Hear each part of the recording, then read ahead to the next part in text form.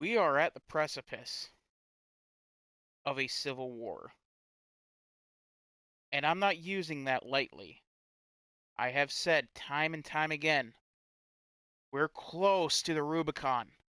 And quite honestly, I thought the Rubicon being crossed would have been the actual conviction of Trump in one of his 87 kangaroo court trials. We're now beginning to see I might be wrong on that one. And to a degree, I'm happy that I was wrong, but not the reason why I was wrong. The reason for a potential civil war, and it's not even against ideologies at this point, because the border, a overwhelming number of people support protecting the border. This isn't a North versus South or even a Republican Democrat situation.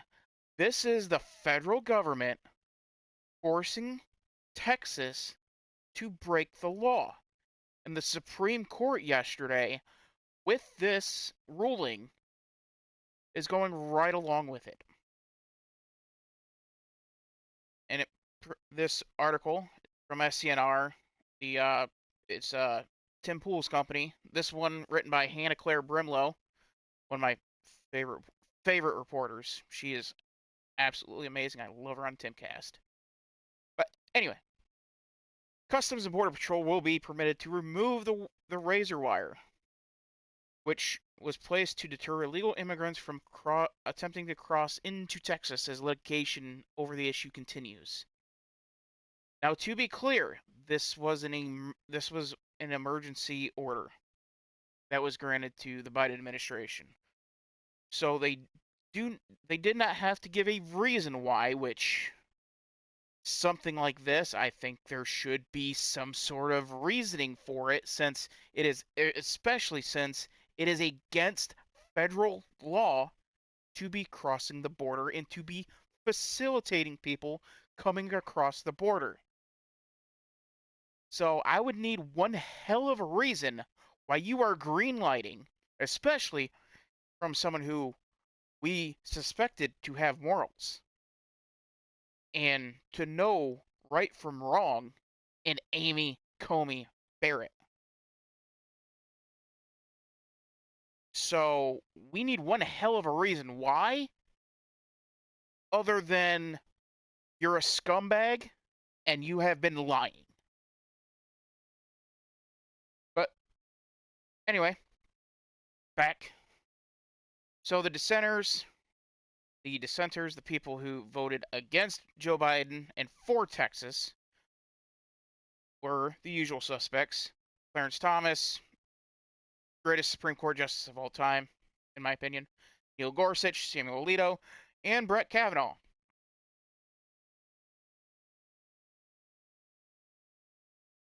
Now, pretty much, this goes on, and here's a really interesting part here. The Louisiana Congressman Clay Higgins, he put on X, "My thoughts are the feds are staging a civil war and Texas should stand its ground." And yes, he's absolutely correct.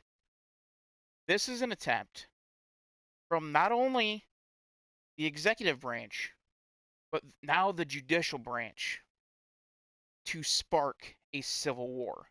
And again, this isn't a battle of ideology of the average American like it was in 1861.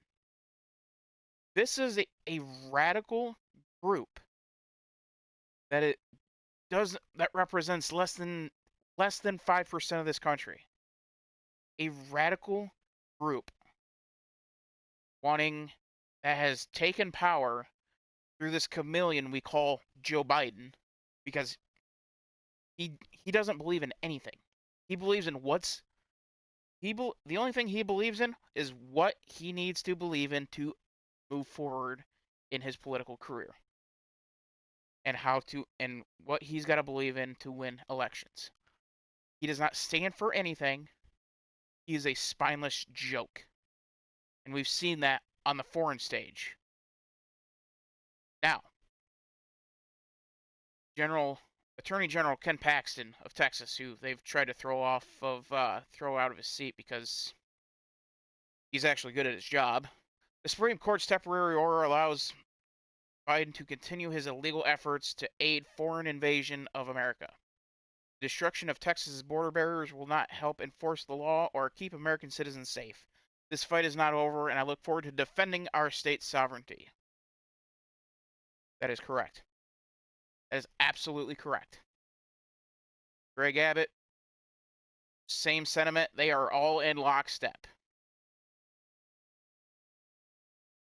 Here's Abbott's "This is not over. Texas razor wire is effective deterrent to illegal crossings. Biden encourages, and I will continue to defend Texas's constitutional authority to secure the border and prevent the Biden administration from destroying our property."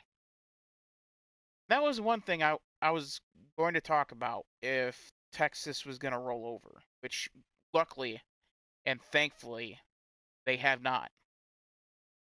Because I had serious concerns that they were just going to roll over. Because that's what prototypical rhinos do. And yes, I did see at least Greg Abbott as that like partial rhino. Didn't quite handle COVID the way that he should have. So I had my suspicions, but he has exceeded them. He has done a tremendous job so far.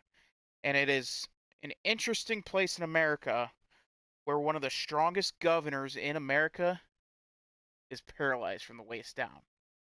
You have the governor of Illinois, the governor of New York, whining and complaining about the same thing and blaming Greg Abbott. That's not Greg Abbott's job. He's going above and beyond the call of duty to defend his state. It shouldn't be a governor's job to protect international borders. But here we are. And it is absolutely within his right to ship illegal immigrants to sanctuary cities.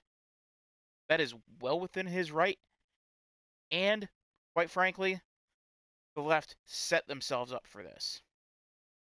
Now, New York, the governors of New York and Illinois, they could grow a spine, step up to Biden, and tell him to stop this and stop blaming the wrong guy. But of course they are not going to do that because they are party over people, party over constituents, party over America. Because that's how the radical left operates. Anything for the party, anything for the narrative, anything for the Fuhrer that is Joe Biden. Now, one of I'm not gonna talk about that, but yeah, as of I'm gonna check the Twitter here, as you can all see, the Texas National Guard is still at this point putting up more razor wire, and rightfully so. It is if the federal government is going to fail at doing their job, it is now on the states to go above and beyond to protect the people that they are elected by and represent. And Greg Abbott has done a tremendous job through this, and I truly hope that he stays in this fight. He continues to fight for Texas and continues to fight for America that he may not represent but believes in. Because this is what the fight is. This isn't Republican or Democrat. I want to express that as much as I can. This isn't Republican Democrat. This isn't North and South. This is the average American against the radical left, open world, open borders, communist, deep state thugs this is what the fight is, and this is how it's going to kick off. Now, could this also budge Texas into secession and becoming an independent state? Maybe. And that may be the plan the entire time. What better way to ensure that Republicans can never get back in the White House than to take out one of their biggest elector states in Texas with, I believe it's 34 electoral votes? What better way to ensure a forever House majority than taking out Texas? Joe Biden is not interested in a unified America. He is only interested in power. And this here is showing it. He is pushing Texas to be an independent state. So that way he can run the other 49 without any sort of roadblock. That is the Democratic plan. And I hope you're able to wake up in time and stop this.